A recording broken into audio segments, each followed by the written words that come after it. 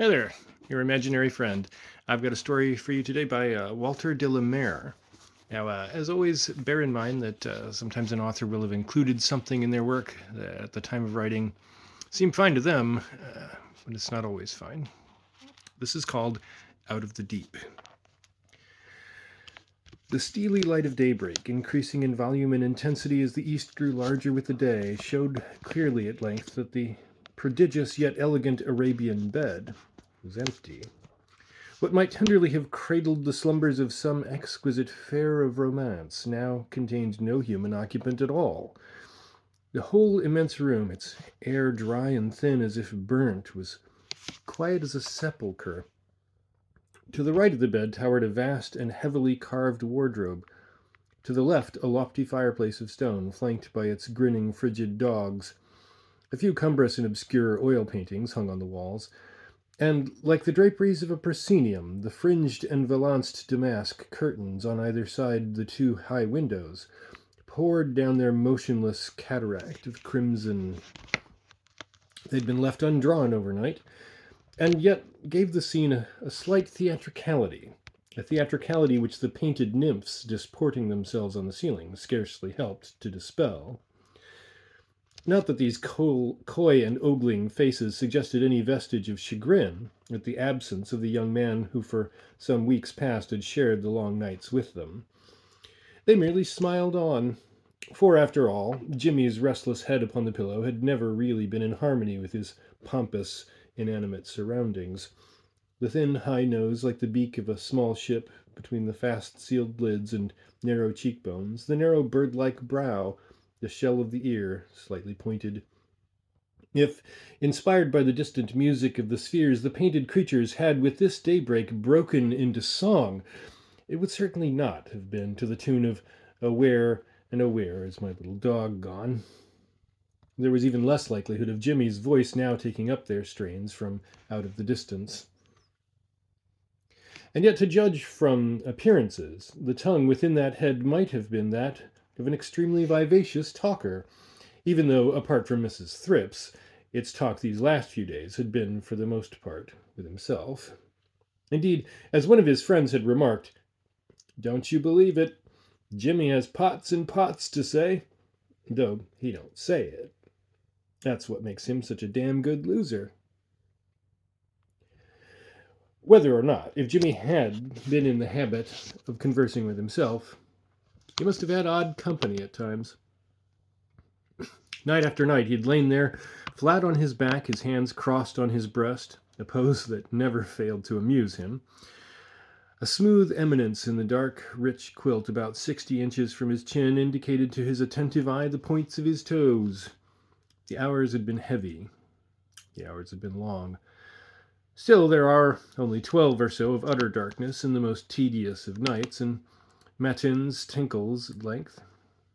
Excepting the last of them, a night which was now apparently forever over, he had occupied this majestic bed for about 6 weeks, though on no single occasion could he have confessed to being really at home in it.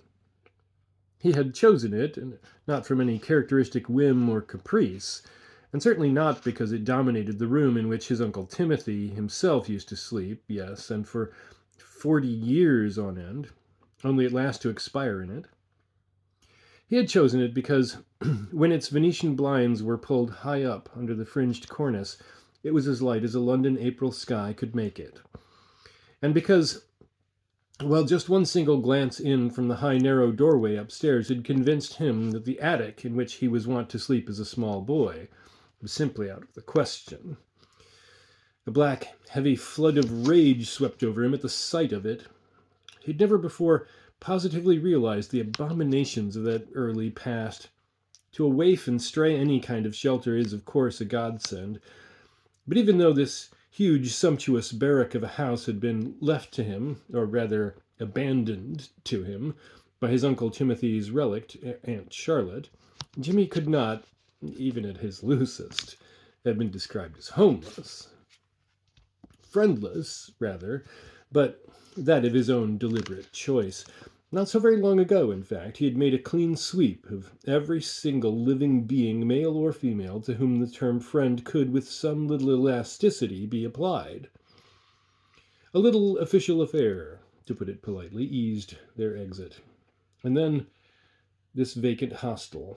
The house, in fact, occupied only by a caretaker in the service of his aunt's lawyers, had been his for the asking at any time during the last 2 or 3 years.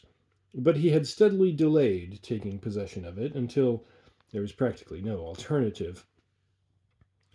Circumstances accustom even a young man to a good many inconveniences. Still, it would have been a little too quixotic to sleep in the street.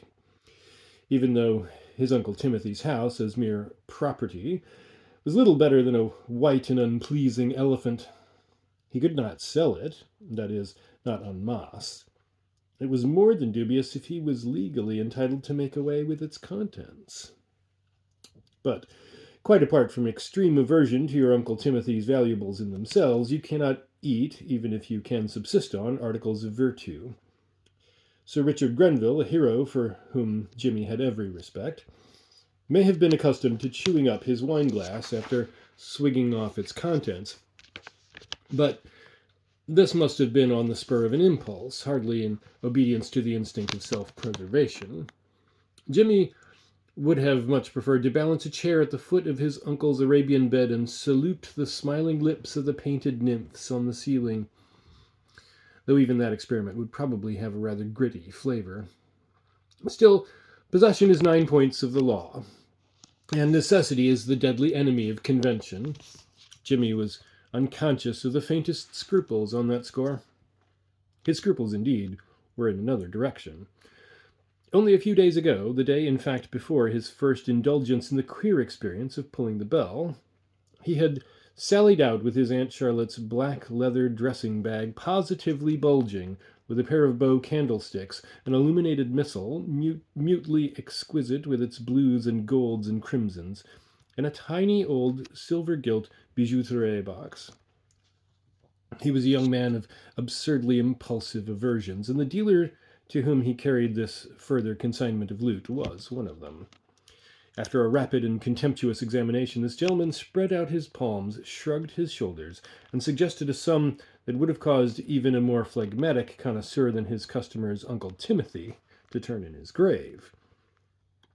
And Jimmy replied, nicely slurring his R's, "Really, Mr. So-and-so, it is impossible. No doubt the things have an artificial value, but not for me. I must ask you to oblige me by giving me only half the sum you have kindly mentioned. Rather than accept your figure, I would... Well, perhaps it would be impolite to tell you what I would prefer to do. Dies irae, dies illa," and so on. The dealer flushed, though he had been apparently content to leave it at that.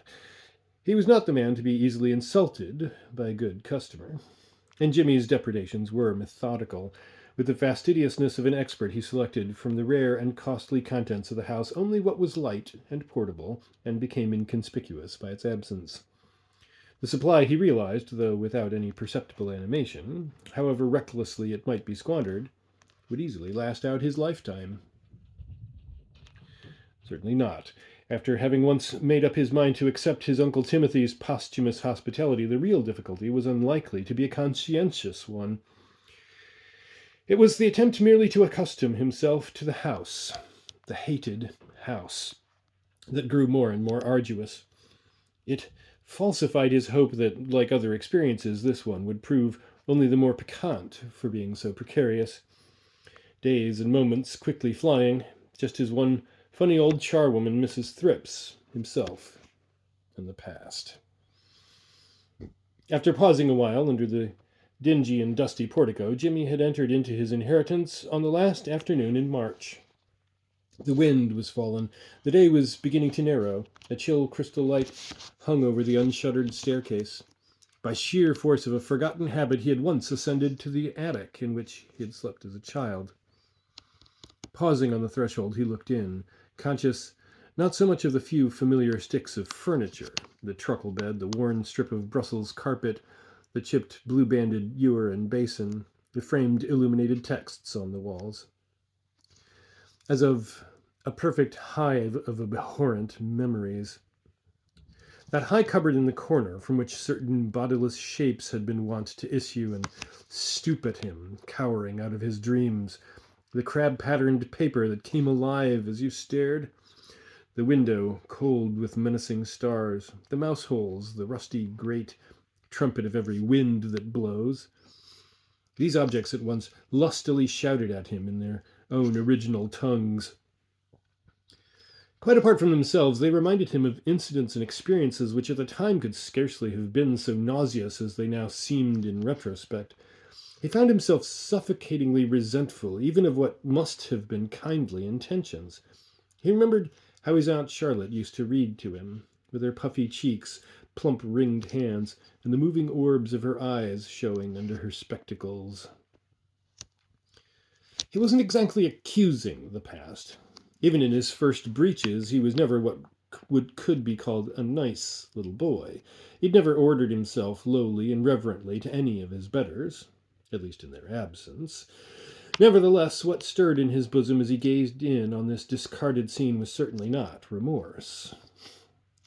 He remembered how gingerly and with what peculiar breathings his Uncle Timothy used to lift his microscope out of its wooden case, and how after the necessary manipulation of the instrument he himself would be bidden mount a footstool and fixed his dazzled eye on the slides of sluggish or darting horrors of minute magnified life, and how, after a steady, awing drawl of inapprehensible instruction, his uncle would suddenly flick out a huge silk pocket handkerchief as a signal that little tongue-tied nervous boys were themselves nothing but miserable, sluggish, or darting reptiles, and that his nephew was the most deplorable kind of little boy.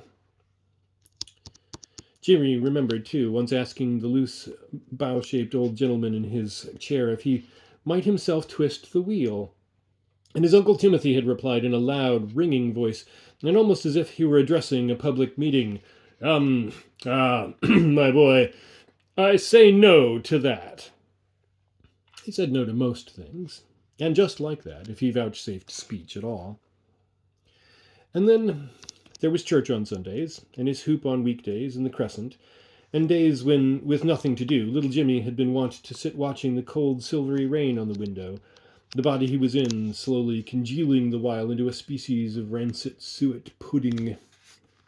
Mornings, too, when his Aunt Charlotte would talk nasally to him about Christianity, or when he was allowed to help his uncle and a tall, scared parlour-maid dust and rearrange the contents of a cabinet or bureau. The smell of the air, the check duster, the odious objet d'art, and the aging old man snorting and looking like a superannuated Silenus beside the neat and frightened parlour-maid was a curious thing. Though death with his lowering grin had beckoned him off, there he was, alive as ever.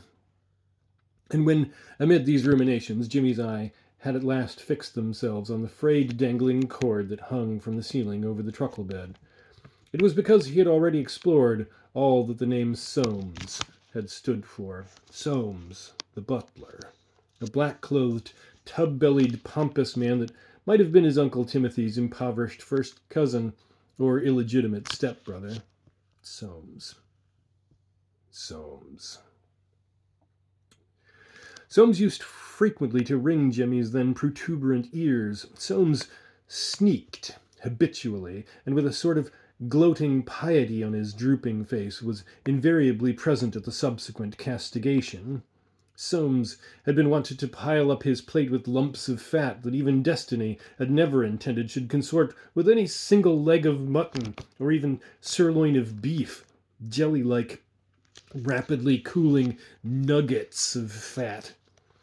And Soames invariably brought him cold rice pudding when there was hot ginger roll.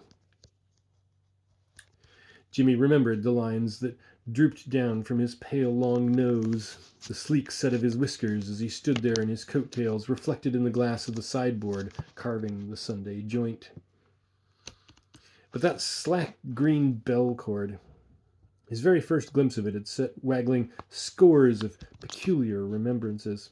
First, and not so very peculiarly, perhaps, it recalled an occasion when, as he stood before his aunt's footstool to bid her good night, her aggrieved pupils had visibly swum down from beneath their lids out of a nap, to fix themselves and look at him at last as if neither he nor she, either in this or in any other world, had ever so much as seen one another before. Perhaps his own face, if not so puffy, appeared that evening to be unusually pasty and pallid, with those dark rings which, even to this day, added vivacity and luster to his extremely clear eyes. And his Aunt Charlotte had asked him why he was such a cowardly boy and so wickedly frightened of the dark. "You know very well that your dear uncle will not permit gas in the attic, so there's no use asking for it. You have nothing on your conscience, I trust? You've not been talking to the servants?" Infallible liar, he had shaken his head, and his Aunt Charlotte, in return, wagged hers at him.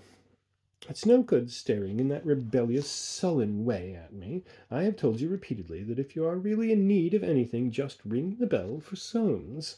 A good little boy with nothing on his conscience knows that God watches over him. I hope you are at least trying to be a good little boy. There is a limit even to your uncle's forbearance." It was perfectly true. Even bad little boys might be watched over in the dead of night, and as for his Uncle Timothy's forbearance, he had discovered the limitations of that fairly early in life. Well, it was a pity, he smiled to himself, that his Aunt Charlotte could not be present to see his Uncle Timothy's bedroom on that first celebration of their prodigal nephew's return. Jimmy's first foray had been to range the house from attic to cellar, where he had paused to rest, for candlesticks. And that night, something like 6 dozen of the best wax watched over his heavy and galvanic slumbers in the Arabian bed. Aunt Charlotte, now rather more accustomed to the dark even than Jimmy himself, would have opened her eyes at that. Gamblers are naturally superstitious folk, he supposed. But that was the queerest feature of the whole thing. He had not then been conscious of even the slightest apprehension or speculation. It was far rather a kind of ribaldry than any sort of foreboding that had lit up positive constellations of candles, as if for a princely cardinal's lying in state. It had taken a devil of a time, too. His Uncle Timothy's port was not the less potent for a long spell of obscure mellowing, and the hand that held the taper had been a shaky one. Yet it had proved an amusing process, too, almost childish. Jimmy hadn't laughed like that for years. Certainly until then he had been unconscious of the feeblest squeamish inkling of anything, apart from old remembrances, peculiar in the house. And yet, well, no doubt even the first absurd impulsive experiment that followed had shaken him up.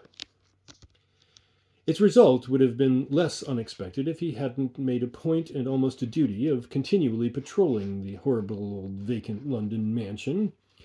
Hardly a day had lately passed, and there was nothing better to do, but it found him on his rounds.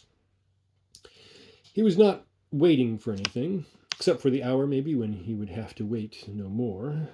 Nevertheless, faithful as the sentinel on Elsinore's hoary ramparts, he would find himself day after day treading almost cat-like on from room to room, surveying his paradoxical inheritance, jotting down a list in a nice order of the next sacrifices, grimacing at the Ming divinities and pirouetting an occasional long nose at the portraits on the walls. He had sometimes had a few words, animated ones, too, with Mrs. Thrips, and perhaps if he could have persuaded himself to talk sensibly, and not to gesticulate, not to laugh himself so easily into a fit of coughing, she would have proved better company. She was amazingly honest and punctual and quiet. And why to heaven a woman with such excellent qualities should customarily wear so scared a gleam in her still colourless eyes, and be so idiotically timid and nervous in his company, he could not imagine. She was being paid handsome wages, anyhow, and naturally he was aware of no rooted objection to other people helping themselves, at least if they managed it as skilfully as he did himself. But Mrs. Thrips, it seemed, had never been able in any sense at all to help herself. She was simply a crepe-bonneted, motherly creature, if not excessively intelligent, if a little slow in seeing points. It was, indeed, her alarm when he asked her if she had happened to notice any young man about the house that had irritated him, though, of course, it was hardly fair not to explain what had given rise to the question. That was perfectly simple. It was like this. For years, for centuries, in fact, Jimmy had been, except in certain unusual circumstances, an exceedingly bad sleeper. He still hated sleeping in the dark. But a multitude of candles at various degrees of exhaustion make rather lively company when you are sick of your Uncle Timothy's cellar, and even the best of vintage wines may prove an ineffectual soporific. His, too, was a wretchedly active mind. Even as a boy, he had thought a good deal about his uncle and aunt and Soames and the house, and the Reverend Mr. Grayson, and spectres, and schoolmasters, and painted nymphs, and running away to sea, and curios and dead silence, in his early childhood. And though since then other enigmas had engaged his attention, this purely automatic and tiresome activity of mind still persisted. On his oath, he had been in some respects, and in secret, rather a goody-goody little boy, though his piety had been rather the offspring of fear than of love. Had he not been expelled from Mellish's almost solely for that reason? What on earth was the good of repeatedly thrashing a boy when you positively knew that he had lied merely from terror of your roaring voice and horrible white face? But there it was. If there had been someone to talk to, he would not have talked so much to himself. He would not have lain awake thinking night after night like a rat in a trap. Thinking was like a fountain. Once it gets going at a certain pressure, well, it is almost impossible to turn it off. And my hat, what odd things come up with the water. On the particular night in question, in spite of the candles and the mice and the moon, he had badly wanted company. In a moment of pining yet listless jocosity, then, he had merely taken his Aunt Charlotte's advice. True, the sumptuous crimson-pleated silk bell-pull dangling like a serpent with a huge tassel for skull over his Uncle Timothy's pillow was a more formidable instrument than the yard or two of frayed green cord in the attic. Yet they shared the same purpose. Many a time must his Uncle Timothy have stretched up a large, loose hand in that direction when in need of Solmes's nocturnal ministrations. And now, alas, both master and man were long since gone the way of all flesh. You couldn't, it appeared, pull bells in your coffin. But Jimmy was not as yet in his coffin, and as soon as his fingers slipped down from the smooth pull, the problem in the abstract, as it were, began to fascinate him. With cold, froggy hands crossed over his beautiful puce-patterned pajamas, he lay staring at the crimson tassel till he had actually seen the hidden fangs flickeringly jet out at him. The effort, then, must have needed some little courage. It might almost have needed a tinge of inspiration. It was in no sense intended as a challenge. He would, in fact, rather remain alone than chance summoning, well, any once animate relic of the distant past. But obviously the most practical way of proving, if only to yourself, that you can be content with your own reconnaissances in the very dead of night, was to demonstrate to that self that, even if you should ask for it, assistance would not be forthcoming. He had been as fantastic as that. At the prolonged, pulsating, faint, distant tintinnabulation, he had fallen back onto his pillow with an absurd little cricket of laughter, like that of a naughty boy up to mischief. But instant sobriety followed. Poor sleepers should endeavor to compose themselves, tampering with empty space, stirring up echoes in pitch-black pits of darkness is scarcely sedative. And then, as he lay striving with extraordinary fervor not to listen, but to concentrate his mind on the wardrobe, and to keep his eyes from the door, that door must gently have opened. It must have opened, and as noiselessly closed again, for a more or less decent-looking young man, seemingly not a day older than himself, was now apparent in the room. It might almost be said that he had insinuated himself into the room. But well-trained domestics are accustomed to move their limbs and bodies with a becoming unobtrusiveness. There was also that familiar slight inclination of the apologetic in this young man's pose, as he stood there, solitary in his black, in that terrific blaze of candlelight. And for a sheer solid minute, the occupant of the Arabian bed had really stopped thinking. When indeed you positively press your face, so to speak, against the crystalline window of your eyes, your mind is apt to become a perfect vacuum. And Jimmy's first rapid and instinctive, "Who the devil?" had remained inaudible.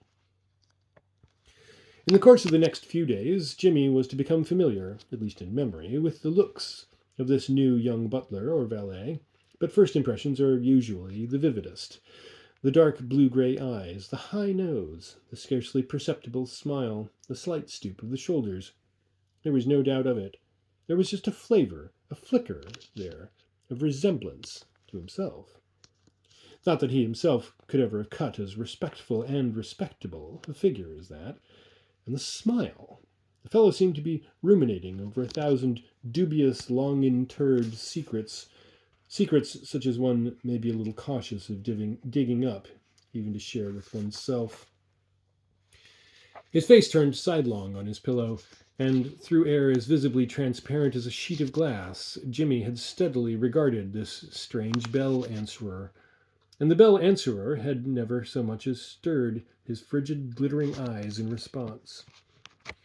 The silence that hung between them produced eventually a peculiar effect on Jimmy. Menials, as a general rule, should be less emphatic, personally. Their unobtrusiveness should surely not emphasize their imminence. It had been Jimmy who was the first to withdraw his eyes, only once more to find them settling as if spellbound on those of his visitor. Yet, after all, there was nothing to take offense at in the young man's countenance or attitude. He did not seem even to be thinking back at the bell puller, but merely to be awaiting instructions. Yet Jimmy's heart at once rapidly began to beat again beneath his icy hands, and at last he made a perfectly idiotic response. Wagging his head on his pillow, he turned abruptly away.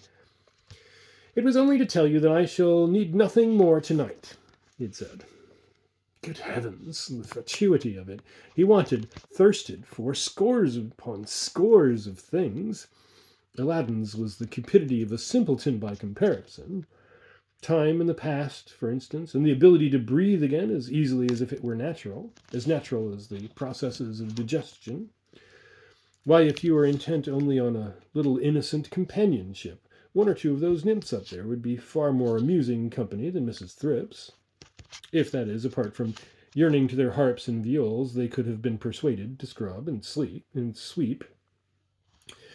Jimmy wanted no other kind of help. There is a beauty that is but skin deep. Altogether, it had been a far from satisfactory experience. Jimmy was nettled. His mincing tones echoed on in his mind. They must have suggested that he was unaccustomed to manservants and bell pulls and opulent surroundings. And the fellow had instantly taken him at his word. A solemn little, rather agreeable and unservile inclination of the not unfriendly head, and he was gone. And there was Jimmy, absolutely exhausted, coughing his lungs out, and entirely incapable of concluding whether the new butler was a creature of actuality or of dream. Well. That was nothing new. That's just how things do take one in one's weak moments in the dead of night. Nevertheless, the experience had apparently proved sedative. He had slept like an infant. The morning found him vivacious with curiosity. He had paused to make only an exceedingly negligent toilette before beginning his usual wanderings about the house. Calm, cold daylight reflection may dismiss almost any nocturnal experience as a dream, if at any rate one's temperature in the night hours is habitually above the norm. But Jimmy could not, or would not, absolutely make up his mind. So clear a picture had his visitant imprinted on his memory that he even found himself, just like a specialist, sounding a patient in search of the secret ravages of phthisis. He'd even found himself stealthily tapping over the basement walls, as if in search of a concealed pantry. A foolish proceeding, if one has not the least desire in the world to attract the attention of one's neighbors. Having at length satisfied himself in a rather confused fashion that whatever understudy of Soames might share the house with him in the small hours, he must be a butler of the migratory order. Jimmy then began experimenting with the bells. Mounted on a kitchen chair, cornice brush in hand, he'd been surprised by Mrs. Thrips in her quiet boots. as he stood gently knocking, one by one, the full 18 of the long, greened, crooked jingle row which hung open-mouthed above the immense dresser. She had caught him in the act, and Jimmy had once more exercised his customary glib presence of mind. "They ought to be hung in a scale, you know, oughtn't they, Mrs. Thrips? Then we could have Home Sweet Home, and a hunting up and a hunting down, grandsires and treble bobs, and a Grand Maximus, even on weekdays. And if we were in danger of any kind of fire, which you will never be, we could ring them backwards. Couldn't we, Mrs. Thrips? Not that there's much quality in them, no medieval monkish tone or timber in them. They're a bit mouldy, too, and one can't tell the other from which. Not like St. Faith's. One would recognize that old clanker in one's shroud, wouldn't one, Mrs. Thrips? Has it ever occurred to you that the first campanologist's real intention was not so much to call the congregation as to summon, well, what the congregation's after?"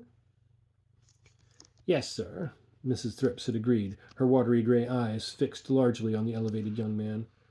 "But it don't matter which of them you ring. I'll answer Henny, as long, at least, while I'm in the house. I don't think, sir, you rest your mind enough. My own boy, now, he's in the Navy." But with one graceful flourish, Jimmy had run his long-handled brush clean east to west along the clanging row. "You mustn't," he shouted. "You shouldn't. Once aboard the lugger, they are free. It's you mothers." He gently shook his peculiar wand at the flat-looking little old woman. "No, Mrs. Thrips, what I'm after is he who's here, couchant, perdu, laird, in these same subterranean vaults when you and I are snug in our nightcaps. A most nice-spoken young man. Not in the Navy, Mrs. Thrips." And before the old lady had had the time to seize on any of these seductive threads of conversation, Jimmy had flashed his usual brilliant smile or grimace at her, and soon afterwards sallied out of the house to purchase a further gross or two of candles. Gently and furtively pushing across the counter half a sovereign, not as a douceur, but merely as from friend to friend, he had similarly smiled back at the secretive-looking old assistant in the staid West End family grocer's. "No, I didn't suppose you could remember me. One alters, one ages, one deals elsewhere. But anyhow, Happy New Year to you, if the next ever comes, you know." "You see, sir," the straight-aproned old man had retorted with equal confidentiality, "it is not so much the alterations. They are what you might call uncircumventable, sir. It's the stream, sir. Behind the counter here, we're like rocks in it. But even if I can't for the moment put a thought to your face, though it's already stirring in me in a manner of speaking, I shall in the future, sir. You may rely upon that. And the same, sir, to you, and many of them, I'm sure." Somehow or other, Jimmy's vanity had been mollified by this pleasing little ceremoniousness, and even before he had smiled yet once again at the saffron young lady in the pay-box. "The truth is, my dear," he had assured himself as he once more ascended into the dingy porch, "the truth is, when once you begin to tamper, you won't know where you are. You won't, really." And that night he had lain soberly on, in a peculiar state of physical quiescence and self-satisfaction, his dark bright eyes wandering from nymph to nymph, his hands folded over his breast under the bedclothes, his heart persisting in its usual habits. Nevertheless, the fountain of his thoughts had continued softly to plash on its worn basin. With ears acock, he had frankly enjoyed inhaling the parched, spent, brilliant air. And when his fingers had at last manifested the faintest possible itch to experiment once more with the bell-pull, he had slipped out of bed, and hastily searching through a little privy-case of his uncle's bedside books, had presently slipped back again, armed with a fat little copy of The Mysteries of Paris in its original French. The next day a horrible lassitude descended upon him. For the better part of an hour he had stood staring out of the drawing-room window into the London street, at last with a yawn that was almost a groan, and with an absurdly disproportionate effort he turned himself about. Heavily hung the gilded chandeliers in the long vista of the room. Heavily gloomed the gilded furniture. Scarcely distinguishable in the obscurity of the further wall, stood watching him from a mirror what might have appeared to be the shadowy reflection of himself. With a still yet extreme aversion, he kept his eyes fixed on this distant nonentity, hardly realizing his own fantastic resolve that if he did catch the least faint independent movement there, he would give Soames Jr. a caustic piece of his mind. He must have been abominably fast asleep for hours when, a night or two afterwards, he had suddenly awakened, sweat streaming along his body, his mouth stretched to a long, narrow O, and his right hand clutching the bell rope, as might a drowning man at a straw. The room was adrowse with light. All was still. The flitting horrors between dream and wake in his mind were already thinning into air. Through their transparency he looked out once more on the substantial, the familiar. His breath came heavily like puffs of wind over a stormy sea, and yet a profound peace and tranquillity was swathing him in. The relaxed mouth was now faintly smiling. Not a sound, not the feeblest distant unintended tinkling, was trembling up from the abyss, and for a moment or two the young man refrained even from turning his head at the soundless opening and closing of the door. He lay fully conscious that he was not alone, that quiet eyes had him steadily in regard. But like rats, his wits were beginning to busy themselves again. Sheer relief from the terrors of sleep, shame of his extremity and weakness, a festering sense of humiliation. Yes, he must save his face at all costs. He must put this preposterous spying valet in his place. Oddly enough, too, out of the deeps, a peculiar little vision of recollection had inexplicably obtruded itself into consciousness. It would be a witticism of the first water. "They are dreadfully out of season, you know," he began, murmuring affectedly into the hush. "Dreadfully. But what I'm really pining for is a bunch of primroses. A primrose by the river's brim. Must be a little conservative." His voice was once more trailing off into a maudlin drowsiness. With an effort he roused himself, and now with an extremely sharp twist of his head he turned to confront his visitor. But the room was already vacant, the door ajar, and Jimmy's lids were on the point of closing again, sliding down over his tired eyes like leaden shutters which no power on earth could hinder or restrain, when at the faintest far whisper of sound they swept back suddenly, and almost incredibly wide, to drink in all they could of the spectacle of a small, odd-looking child who at that moment had embodied herself in the doorway. She seemed to have not the least intention of returning the compliment. Her whole gaze, from out of her fair flaxen pigtailed face, was fixed on the coarse blue-banded kitchen bowl which she was carrying with extreme care and caution in her two narrow hands. The idiots down below had evidently filled it too full of water, for the pale, wide-petalled flowers and thick crinkled leaves it contained were floating buoyantly nid-nod to and fro as she moved, pushing on each slippered foot in turn in front of the other, her whole mind concentrated on her task. A plain child, but extraordinarily fair as the primroses themselves in the congregation of candlelight that motionlessly flooded the room. A narrow-chested, long-chinned little creature who had evidently outgrown her strength. Jimmy was well accustomed to take things as they come, and his brief sojourn in his uncle's house in his present state of health had already enlarged the confines of the term thing. Anyhow, she was a relief from the valet. He found himself then watching this new visitor without the least trace of astonishment or even of surprise. And as his dark eyes coursed over the child, he simply couldn't decide whether she most closely took after Soames Jr. or Mrs. Thrips. All he could positively assure himself of was just the look, the family likeness. And that in itself was a queerish coincidence, since whatever your views might be regarding Soames Jr., Mrs. Thrips was real enough. As real, at any rate, as her scrubbing brush and her wholesome, evil-smelling soap. As a matter of fact, Jimmy was taking a very tight hold of himself. His mind might fancily be compared to a quiet, green, swarming valley between steep, rock-bound hills in which a violent battle was proceeding. standards and horsemen and smoke and terror and violence, but no sound. Deep down somewhere, he really wanted to be nice to the child. She meant no ill. She was a demure, faraway, harmless-looking creature. Ages ago, on the other hand, he wished to heaven that they would leave him alone. They were pestering him. He knew perfectly well how far he was gone, and bitterly resented this renewed interference. And if there was one thing he detested, it was being made to look silly. I hope you are trying to be a good little boy. You have not been talking to the servants. That kind of thing. It was therefore with mixed feelings and with a tinge of shamefacedness that he heard his own sneering, toneless voice insinuate itself into the silence. And what, Missikins, can I do for you? What, you will understand, not how.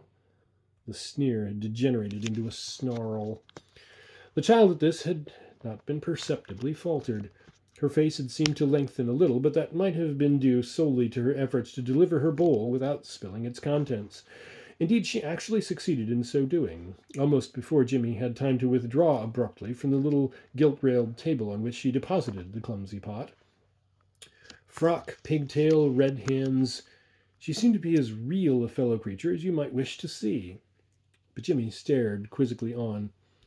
Unfortunately, primroses have no scent, so that he could not call on his nose to bear witness to his eyes, and the congested conflict in the Green Valley was still proceeding. The child had paused. Her hands hung down now as if they were accustomed to service, and her pale blue eyes were fixed on his face in that exasperating manner which suggests that the owner of them is otherwise engaged. Not that she was looking through him. Even the sharpest of his female friends had never been able to boast of that little accomplishment. She was looking into him, as if he occupied time rather than space. Or was she, sneered that weary inward voice again, was she merely waiting for a tip? Look here, said Jimmy, dexterously raising himself to his elbow on the immense lace-fringed pillow. It is all very well. You have managed things quite admirably, considering your age and the season and so on. But I didn't ask for primroses. I asked for violets. That's a very old trick. Very old trick. For one further instant, dark and fair, crafty and simpleton face communed each with each. But the smile on the one had fainted into a profound childlike contemplation, and then, so swift and imperceptible had been his visitant's vanishment out of the room, that the very space she had occupied seemed to remain for a while outlined in the air, a nebulous shell of vacancy. She must apparently have glided backwards through the doorway, for Jimmy had assuredly not been conscious of the remotest glimpse of her pigtail from behind. Instantly on that, the stony hillside within had resounded with a furious clangor, cries and shouts and screamings, and Jimmy, his face bloodless with rage, his eyes almost blind with it, had leapt out of the great bed as if in murderous pursuit. There must, however, have been an unusual degree or so of fever in his veins that night, so swift was his reaction. For the moment he was on his feet, and almost unendurable self-pity had swept into possession of him. To take a poor devil as literally as that, to catch him off his guard, not to give him the mere fleck of an opportunity to get his balance, to explain, to answer back. Curse the primroses!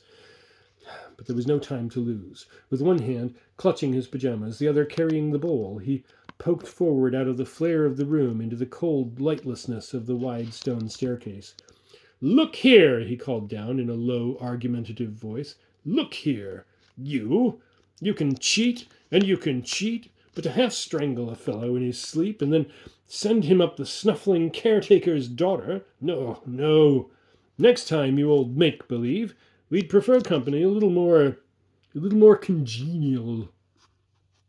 He swayed slightly, grimacing vacantly into the darkness, and listening to his speech as dimly as might a somnambulist to the distant roar of falling water.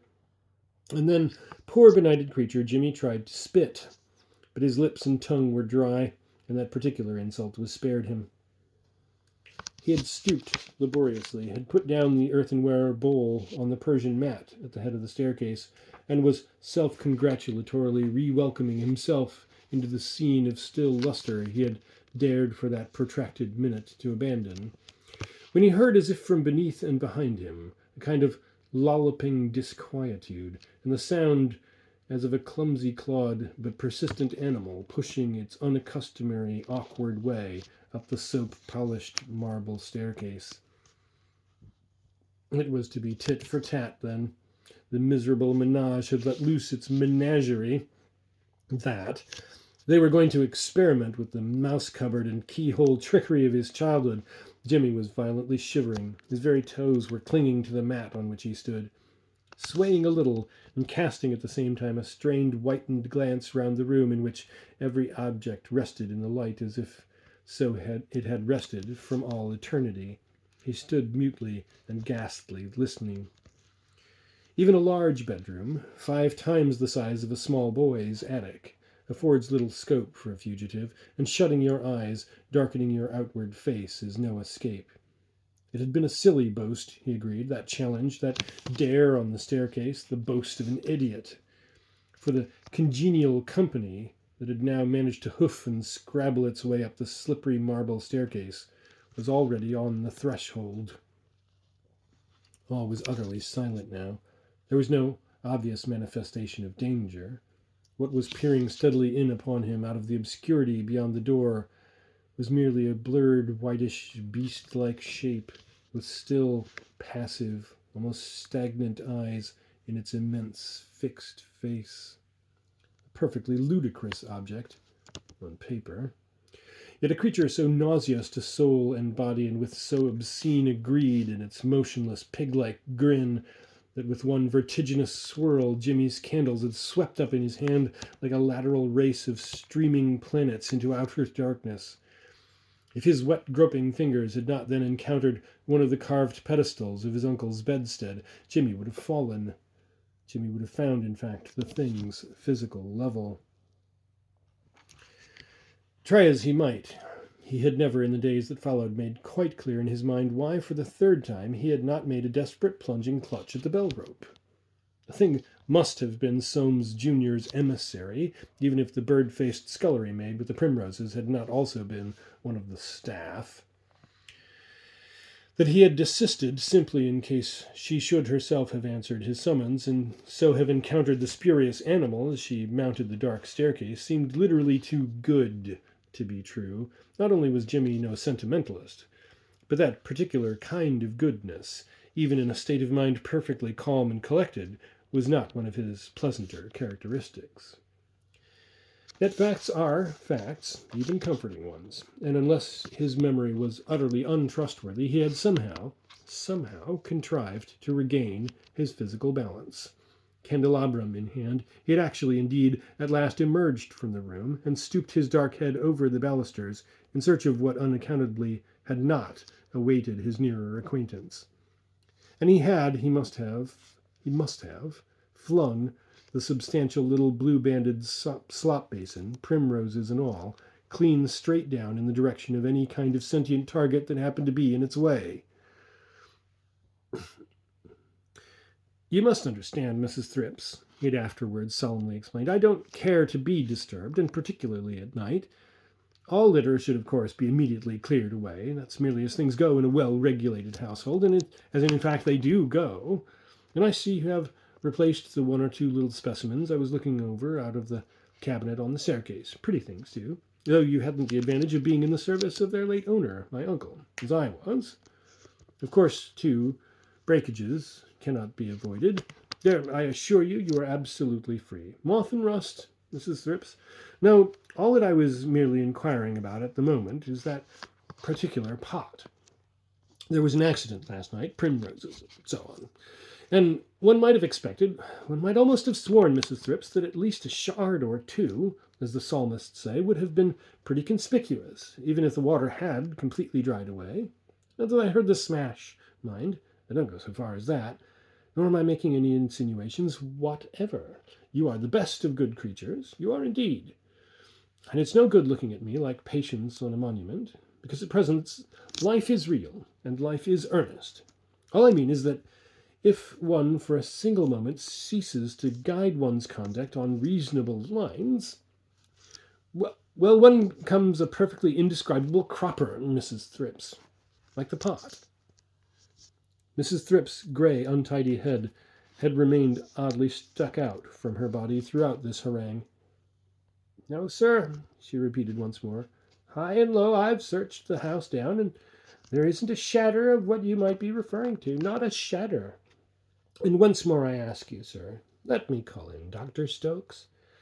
He's a very nice gentleman, and one as keeps what should be kept as close to himself as it being his duty he sees right and proper to do. Chasing and racketing of yourself up and down these runs of naked stairs in the dead of night is no proper place for you, sir, in your state. And I don't like to take the responsibility. It's first the candles, then the bells, then the kitchen, and then the basin. I know what I'm talking about, sir, having lost two, and one at sea. And suppose, my dear, Jimmy had almost as brilliantly as ever smiled, suppose we are, all of us, at sea. What then? Why then, sir, Mrs. Thrips had courageously retorted, I'd as lief be at the bottom of it.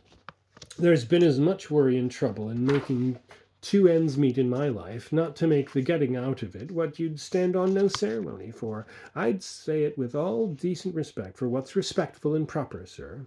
But there isn't a morning I step down those area steps, but my heart's in my mouth for fear there won't be anything in the house but what can't answer back. It's been a struggle to keep on, sir, and you as generous a gentleman as need be. If only you'd remained warm and natural in your bed when once there. A little inward trickle of laughter had entertained Jimmy as he watched the shapeless, patient old mouth utter these last few words. That's just it, Mrs. Thrips, he had replied softly. You've done for me far more effectively than anyone I care to remember in my insignificant little lifetime. You have indeed. Jimmy had even touched the hand bent like the claw of a bird around the broom handle. In fact, you know, and I'm bound to confess it as gratefully as need be, they are all of them doing for me as fast as they can. I don't complain, not the least little bit in the world. All that I might be asking is, how the devil, to put it politely, how the goodness gracious is one to tell which is which? In my particular case, it seems to be the miller that sets the wind. Not, of course, that he's got any particular grain to grind. Not even wild oats, you funny old mother of a youthful mariner. No. Even the fact that there wasn't perhaps any pot after all, you will understand, doesn't positively prove that neither could there have been any primroses.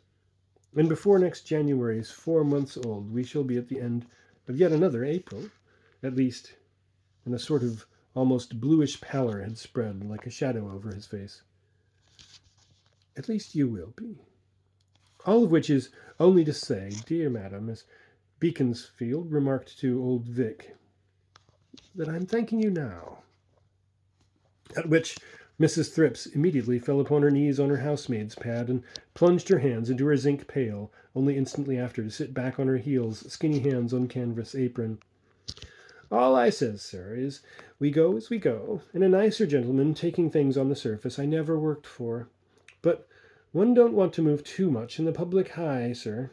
Of all the houses below stairs I've worked for, and all alone in, I don't want to charge on a more private, in a manner of speaking, than this. All that I was saying, sir, and I wouldn't to none but you, is the life's getting on my nerves.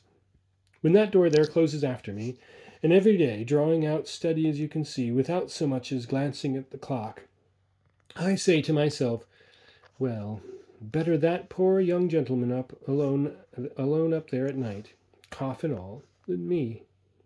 I wouldn't sleep in this house, sir, not if you was to offer me a plate full of sovereigns, unless, sir, you wanted me.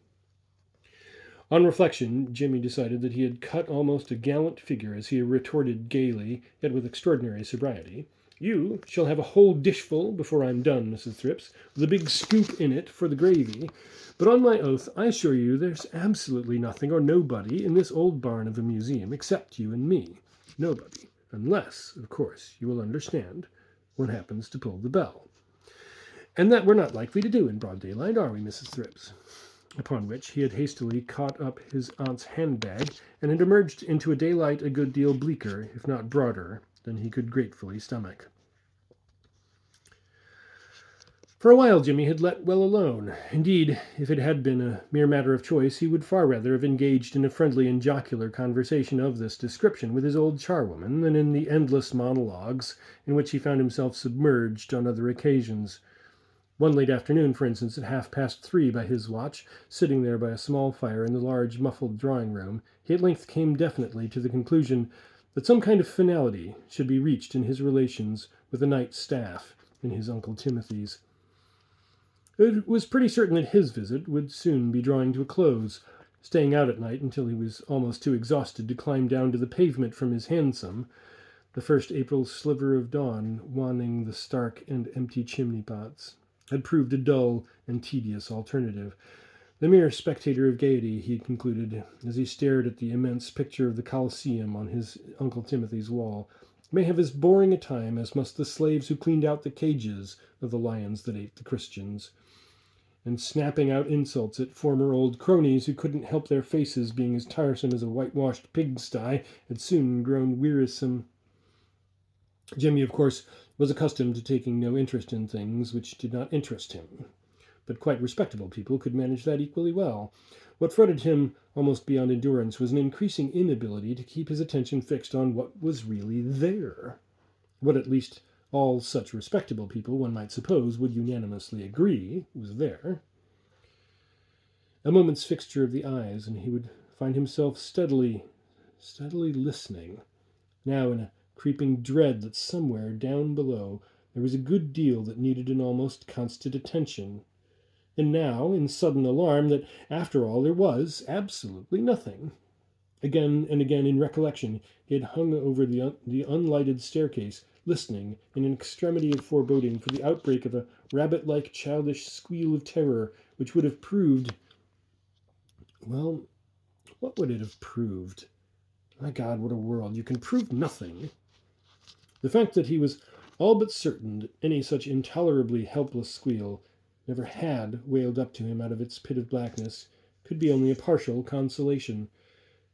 He hadn't meant to be a beast. It was only his facetious little way, and you would have to be something pretty piggish in pigs to betray a child, however insubstantial, into the nausea and vertigo he had experienced in the presence of that unspeakable abortion. The whole thing had become a fatuous obsession. If it appeared, you only remained solitary and secluded enough, and let your mind wander on in its own sweet way. The problem was almost bound to become, if not your one and only, at least your chief concern. Unless you were preternaturally busy and preoccupied, you simply couldn't live on in a haunted house without being occasionally reminded of its ghosts. To dismiss the matter as pure illusion, the spectral picturing of life's fitful fever, might be all very well, that is, if you had the blood of a fish. But who on earth had ever found the world the pleasanter and sweeter a place to bid goodbye to, simply because it was obviously substantial, whatever that means, simply because it did nothing you wanted it to do unless you paid for it pretty handsomely, or unless you accepted what it preferred with as open a hospitality as Jimmy had bestowed on his pilgrims of the night. Not that he much wanted, however pressing the invitation, to wander off out of his body into a better world, or for that matter, into a worse. Upstairs under the roof, years ago, Jimmy as a small boy would rather have died of terror than meddle with the cord above his bed rail, simply because he knew that Soames Sr. was at the other end of it. He had hated Soames. He had merely feared the nothings of his night hours. But suppose Soames had been a different kind of butler. There must be almost as many kinds as there are human beings. Suppose his Uncle Timothy and Aunt Charlotte had chosen theirs a little less idiosyncratically. What then? Well, anyhow, in a sense, he was not sorry life had been a little exciting these last few weeks. How odd that what all but jellied your soul in your body at night or in a dream might merely amuse you, like a shilling shocker in the safety of day. Safety of day. At the very cadence of the words in his mind, as he sat there in his aunt's salon, his limbs huddled over Mrs. Thripp's fire. Jimmy's eyes had fixed themselves again. Again he was listening. Was it that if you saw in your mind any distant room or place, that place must actually, at the moment, contain you? Some self, some astral body? If so, wouldn't, of course, you hear yourself moving about in it?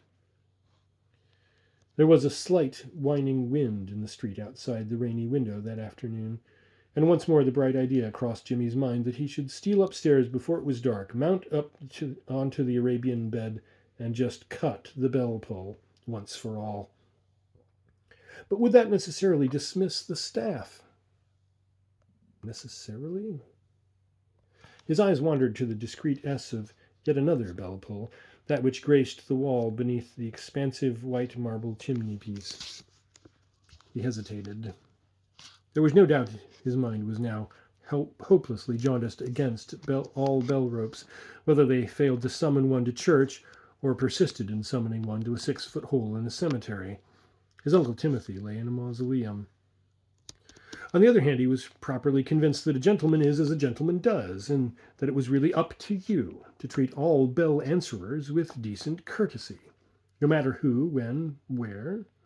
A universal rule like that is a sheer godsend. If they didn't answer, well, you couldn't help yourself, or rather, you would have to.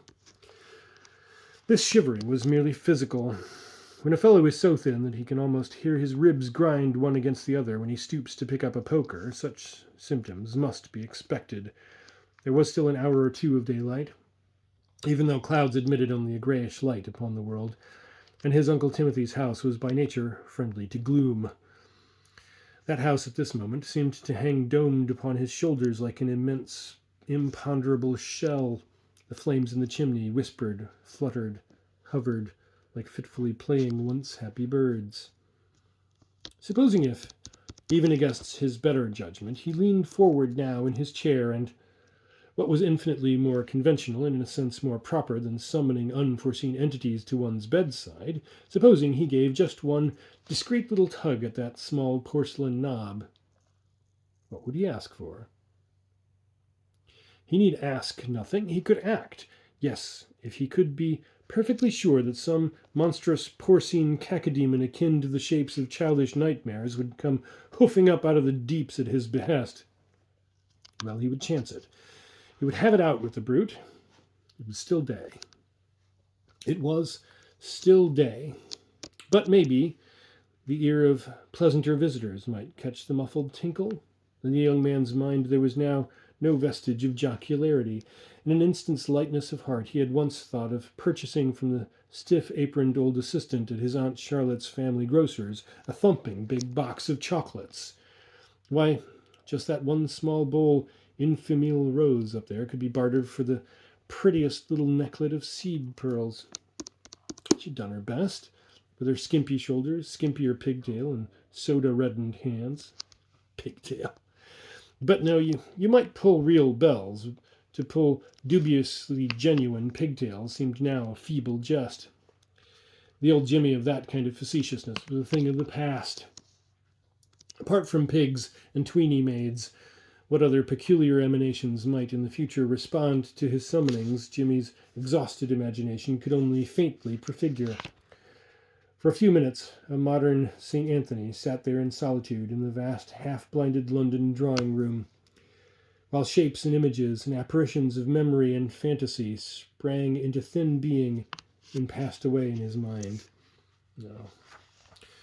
No, due to the book, quench the candles, ring the bell. Amen. Amen. He was done with all that.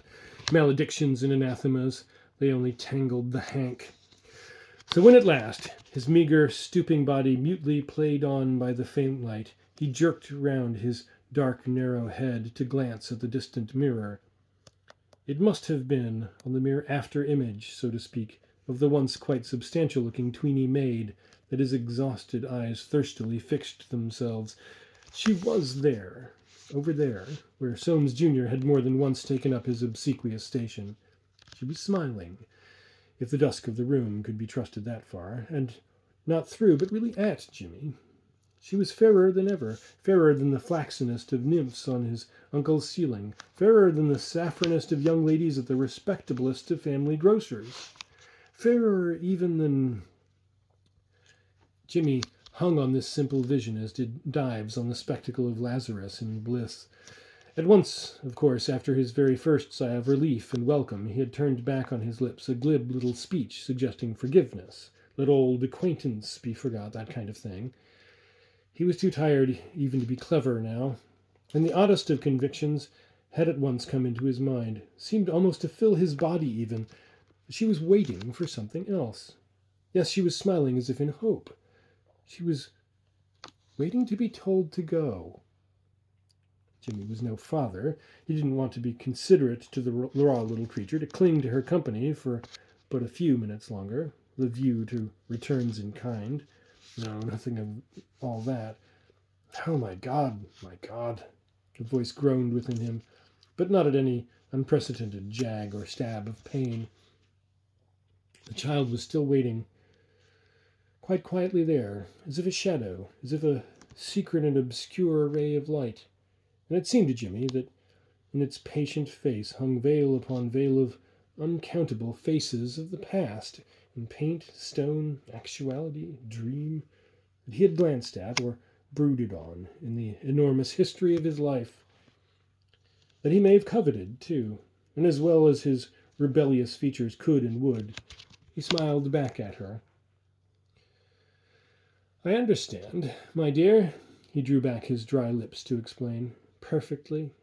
And it was courtesy itself of you to look in when I didn't ring.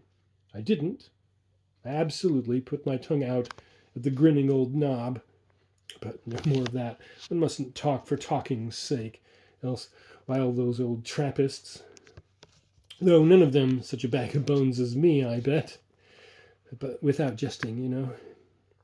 Once more a distant voice within spoke in Jimmy's ear. It's important, it said. You really must hold your tongue until, well, it holds itself. But Jimmy's face continued to smile. And then, suddenly, every vestige of amusement abandoned it. He stared baldly, almost emptily, at the faint inmate of his solitude. All that I have to say, he muttered, is just this. I have Mrs. Thrips. I haven't absolutely cut the wire. I wish to be alone, but if I ring, I'm not asking, do you see? In time, I may be able to know what I want. But what is important now is that no more than that accursed pig were your primroses real, my dear. You see, things must be real. And now I suppose, he had begun shivering again. You must go. You must go. But listen, we part friends.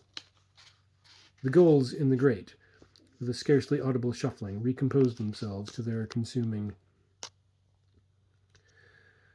When there hasn't been anything there, nothing can be said to have vanished from the place where it has not been. Still, Jimmy had felt infinitely colder and immeasurably lonelier when his mouth had thus fallen to silence, and he was so empty and completely exhausted that his one apprehension had been lest he should be unable to ascend the staircase to get to bed. There was no doubt of it. His ultimatum had been instantly effective. The whole house was now preternaturally empty. It was needless even to listen to prove that. So absolute was its pervasive quietude that when at last he gathered his bones together in the effort to rise, to judge from the withering color of the cinders and ashes in the fireplace, he must have been for some hours asleep, and daybreak must be near. He managed to the feet at last, gathering up the tartan travelling shawl that had tented in his scarecrow knees, and lit the only candle in its crystal stick in his Aunt Charlotte's drawing-room. And it was an almost quixotically peaceful, though forebodeful Jimmy, who, step by step, the fountain of his thoughts completely stilled, his night mind as clear and sparkling as a cavern bedangled with stalagmites and stalactites, climbed laboriously on and up from wide shallow marble stair to stair. He paused in the corridor above, but the nymphs within, muses, graces, fates, what not, piped in vain their mute decoy. His Uncle Timothy's Arabian bed in vain summoned him to its downy embraces. At the wide open door he brandished his guttering candle in a last smiling gesture of farewell, and held on. That is why, when next morning, out of a sounding, slanting shower of rain, Mrs. Thrips admitted herself into the house at the area door, she found the young man, still in his clothes, lying very fast asleep indeed, on the truckle bed in the attic. His hands were not only crossed, but convulsively clenched in that position on his breast, and it appeared from certain distressing indications that he must have experienced a severe struggle to refrain from a wild, blind tug at the looped-up length of knotted whipcord over his head. As a matter of fact, it did not occur to the littered old charwoman's mind to speculate whether or not Jimmy had actually made such a last attempt, or whether he had been content merely to wait on a Soames who might, perhaps, like all good servants, come when he was wanted, rather than when he was called. All her own small knowledge of Soameses, though not without comfort, had been acquired at second hand. Nor did Mrs. Thrips waste time in surmising how Jimmy could ever have persuaded himself to loop up the cord like that out of his reach, unless he had first become abysmally ill-content with his small, primitive, and belated knowledge of campanology. She merely looked at what was left of him, her old face almost comically transfixed in its appearance of pity, horror, astonishment, and curiosity.